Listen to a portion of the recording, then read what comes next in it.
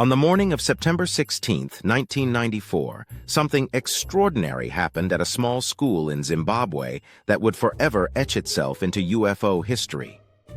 It was a bright, clear Friday morning at the Ariel School, located in Ruwa, Zimbabwe, a rural town about 20 kilometers from the capital city of Harare. The school was quiet, and the children were looking forward to their mid-morning break. At 10:15 a.m., the bell rang, and 62 children, ranging in age from 6 to 12, poured out into the schoolyard. Teachers were inside the staff room holding a meeting. That left the children unsupervised for about 15 minutes, just long enough for something unexplainable to occur. As the children ran and played, several of them noticed a strange sound. One little girl described it as like someone was blowing a flute, while others heard a humming or buzzing noise like bees or electricity. Looking up, they saw a bright silver object glinting in the sunlight, moving in a way unlike any normal aircraft. Moments later, a craft descended and hovered just beyond the school grounds, in an area of rough scrubland filled with thorny bushes and tall grass. The object, described by many of the children as a disc or oval-shaped craft, metallic and shiny, landed or hovered just above the ground. As one girl named Candace recalled in a news interview, "We thought that it was just a house with glass reflecting in the sun and shining dot. Then we thought, no, it can't be that, because there's no houses up there on the rocks." What happened next would leave the children terrified and forever changed. Out of the craft emerged two beings. The children described them as unlike anything they had ever seen. They were about 1 meter tall, 3 feet, with large, black, almond-shaped eyes that seemed to stare straight into their souls. They had thin, spindly bodies with elongated limbs and wore tight-fitting, shiny black clothing or suits. The beings seemed to float or glide rather than walk. One of them stood on top of the craft, while the other moved closer to the children, stopping just a few feet away from the edge of the playground. One student described the figure running in a bouncy, as if a human would run on the moon. Another, named Claire, recalled years later that the figure seemed to be glitching, as if it was moving in slow motion, and then, suddenly, it would reappear in the corner where it started and do the same thing. This strange, unnatural movement was even more frightening than the sight of the beings themselves. Many of the children later reported that the being communicated with them, not with words but telepathically. The messages were not spoken, yet the children insisted they felt ideas and warnings placed directly into their minds.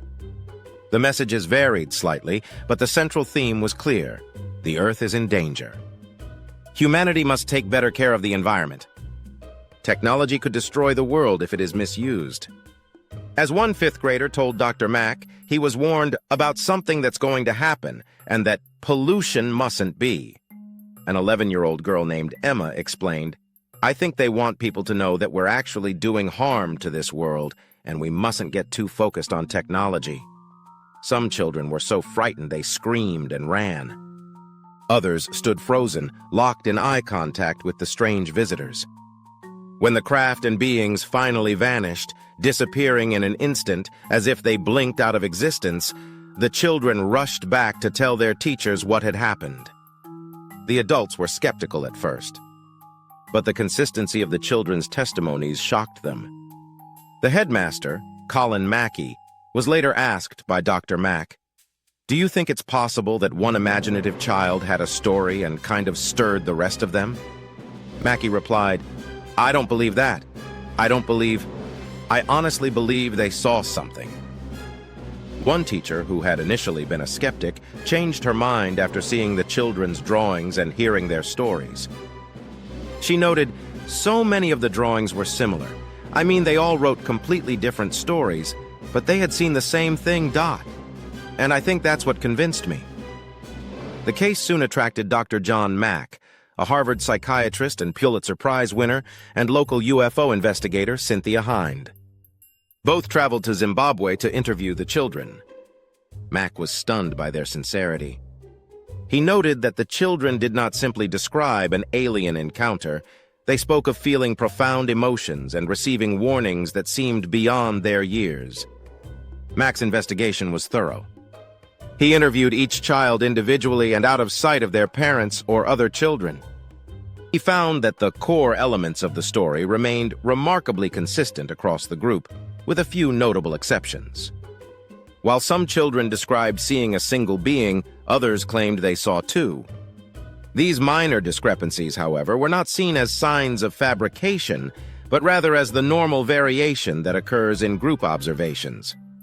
Mack concluded that the event was genuine and that the children had a powerful shared experience. In his own words, Mack stated, "I have no doubt that these children are telling the truth. What they saw was real to them." Cynthia Hind, who collected dozens of the children's drawings, noted their striking similarity.